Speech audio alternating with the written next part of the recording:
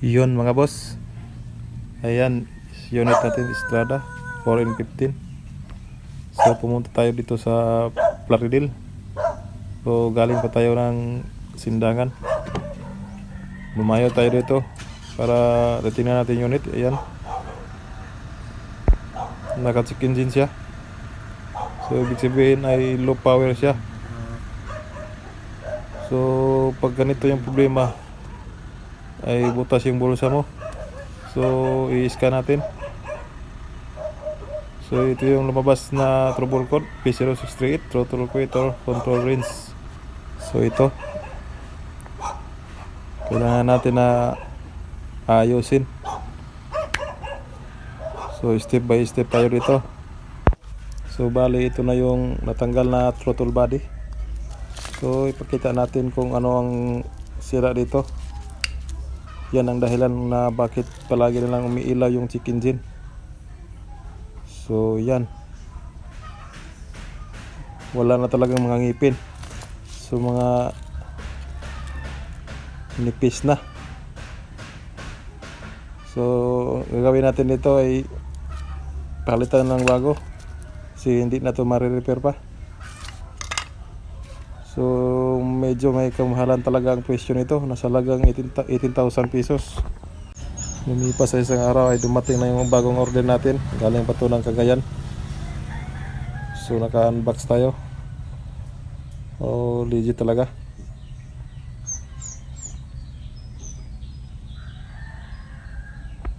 So ikakabit natin.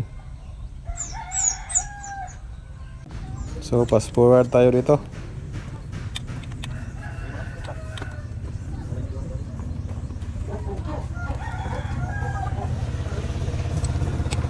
So pagkatapos dito ay isusubukan natin paanda rin. So natin yung ignition. So start. At sa ganitong sitwasyon ay hindi pa yon mawala yung check engine. So kailangan pa natin na gamitan ng bulang crystal dito. So hindi pa mabubura natin. So kailangan pa natin na i-delete sa scanner. So subukan natin na i-delete. Yan, i-scan natin.